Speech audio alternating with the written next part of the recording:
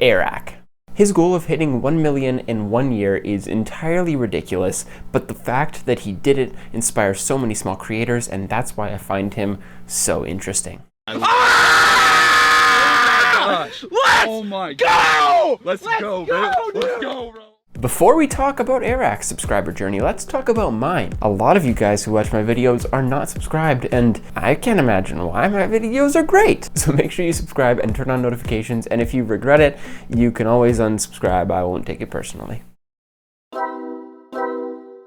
Airrack is the newest, maybe not the newest member of the 1 million subscriber club on YouTube. And he came up so fast, you probably don't even know who he is. If I show you this face, do you even know who that is?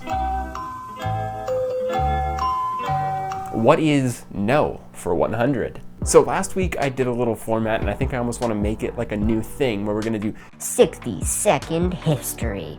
I hope that they made my voice really bassy for that. 60-second history. So what we're going to do is we're going to go through Airrack's history as a channel in 60 seconds or less. 3, 2, 1, start the timer. Airrack, whose real name is Eric Decker, is a 24-year-old from Atlanta, Georgia. As a kid, Eric did what a lot of small creators do, and he had a bunch of different channels. Until 2015, when he settled on Airrack, and he made that an official thing. At the time, he only uploaded occasionally, though. Before YouTube, Eric owned and operated a wedding video business where he hired contractors from all over the US to make wedding videos wherever within like 48 hours. So it taught him everything he needed to know about the YouTube space and the creative space. Early in his YouTube journey, Eric was literally living out of a tiny apartment with nearly nothing to his name, but he was committed to that dream. Not long after, Eric hired Mac, a 19-year-old from North Carolina who dropped out of school to come work for Eric. Eric ran into a bit of trouble this year. In early 2020, he released a video sneaking into Dan Bilzerian's party, and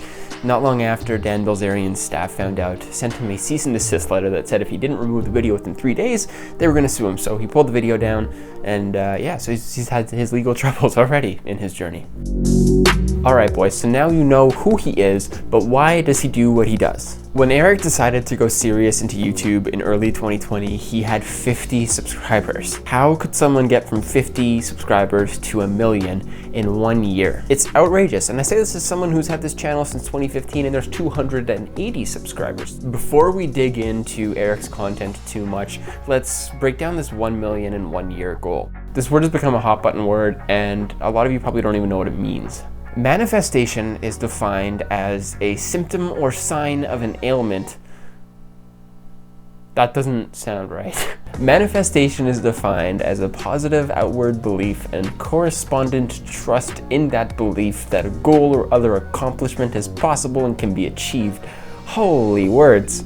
So what that means is if you put it into the universe, it can become more real. Why did I choose to define that? The point is that Eric made his goal to hit 1 million in 1 year very clear. Every video he talked about it at least once or twice. Primarily the goal is to get you to subscribe, but by putting that out into the universe, there's another result that comes too. So I know that people believe that manifestation is some sort of like spiritual gods making this work, and I don't believe in that in the form of manifestation. I believe in the human mind believing that something is possible the more you repeat it. Repetition makes you believe that something is fact, and it's proven to be true in history. If you make people hear your goal over and over again, what it's going to do is it's going to make them believe in the goal, or it's going to make them help you hit that goal. In some ways, if you put it into the universe and people hear your calls for what you want, people will help you get there, and that's what I think this does for him. Anybody that spends a lot of time on social media can probably tell you that it's less so about building a fan base now than it is about building a community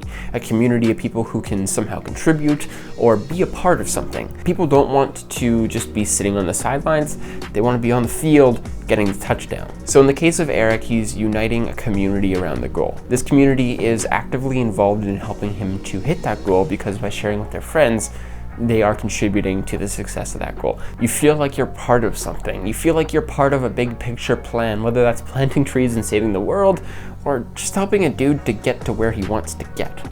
You're part of something. Supply and demand tells you that there's only 1 million spots in that club. As you get closer to the goal especially, those will become more in demand because you want to be a part of the first million. So as supply starts to dwindle, demand gets higher. That's probably why he was able to get the last quarter of what he needed in 1 month. Okay, so we all know by now that Airrack did hit his goal. So there's two sides. What does it mean now that he did hit it, and what would it have meant if he hadn't have hit it? Hitting the goal serves to do two things. It proves it's possible, and it inspires people who want to do the same. I mentioned in a previous video, like probably 4 or 5 months ago, that there's a 0.007% chance of getting 1 million subscribers on YouTube. And he proved that you could do it in a year. He proved that it doesn't necessarily take any luck, but just hard work. And it proves that YouTube's algorithm isn't broken. So now what if he didn't hit it? Is that gonna prove that, it's not possible and everyone should just give up? So one of my favorite quotes, it essentially explains that there's two alternatives. One is that you succeed and one is that you learn. By not hitting the goal, what Airrack is essentially doing is proving that you can grow from your failures. Even if he failed, there's still a lesson in there, and there's still a way to inspire people to still chase their dreams. So at the end of the day, I guess what this means is that there was really nothing for him to lose, because regardless, he still has one overarching theme. And that theme is how to not be a failure like me.